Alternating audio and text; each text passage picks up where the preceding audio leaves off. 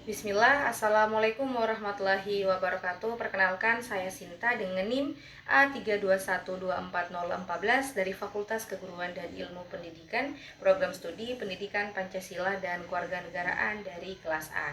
Jadi, tujuan saya membuat video ini untuk memenuhi tugas mata kuliah Hak Asasi Manusia dengan dosen pengampu dengan hormat saya sebut namanya, yaitu Bapak Dr. Hasdin SPD MPD. Jadi, saya akan menjelaskan hasil resume yang telah saya buat dengan materi hak ikut serta dalam pemerintahan. Baik, untuk mempersingkat waktu, simak penjelasan saya.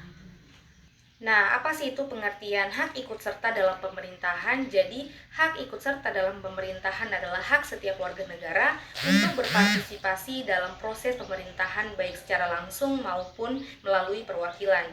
Hak ini merupakan bagian dari hak asasi manusia yang bertujuan agar pemerintahan berjalan demokratis dan berpihak pada rakyat.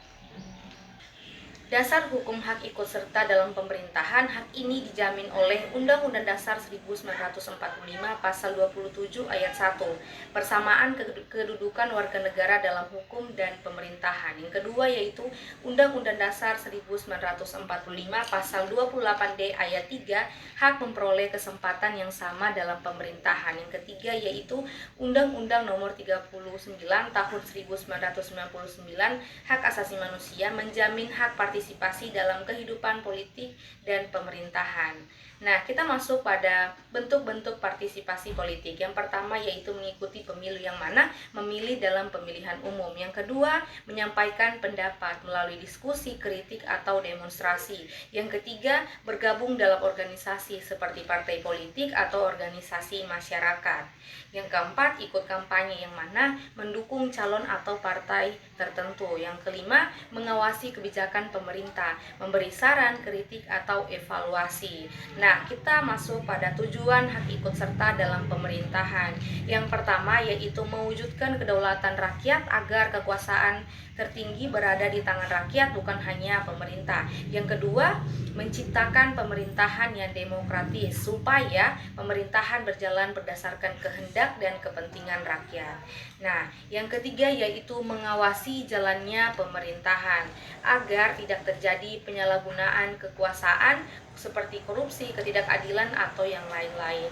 Yang keempat yaitu menyampaikan aspirasi masyarakat, yang mana memberi kesempatan rakyat untuk menyampaikan pendapat, kebutuhan, dan keinginan. Yang kelima, mewujudkan keadilan dan kesejahteraan agar kebijakan yang dibuat sesuai dengan kebutuhan masyarakat. Nah, jadi agar partisipasi masyarakat berjalan dengan baik dan efektif harus didasarkan pada prinsip-prinsip. Yang pertama yaitu kesetaraan. Semua warga negara memiliki hak yang sama untuk ikut serta dalam pemerintahan tanpa adanya diskriminasi atau perbedaan perlakuan.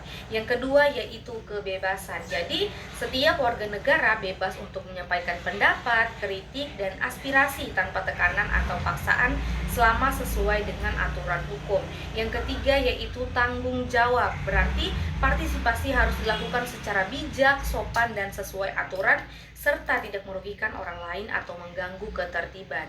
Yang keempat yaitu keterbukaan, yang mana pemerintah harus bersikap terbuka terhadap kritik atau aspirasi masyarakat, serta memberikan informasi yang jelas kepada publik.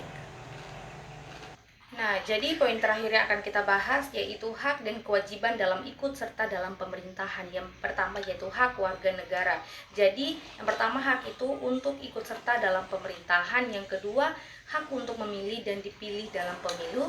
Yang ketiga, hak untuk menyampaikan pendapat, kritik, dan saran. Yang keempat, hak untuk mendapat kesempatan yang sama dalam jabatan pemerintahan.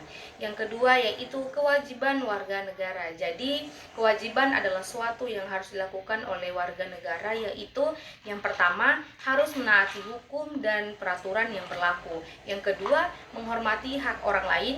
Ketiga, ikut menjaga ketertiban dan keamanan. Yang keempat, berpartisipasi secara bertanggung jawab dan tidak merugikan orang lain. Baik, itulah penjelasan singkat dari saya. Jika ada kekurangan itu datangnya dari saya, jika ada kelebihan itu datangnya dari Allah. Sahiri. Wassalamualaikum warahmatullahi wabarakatuh.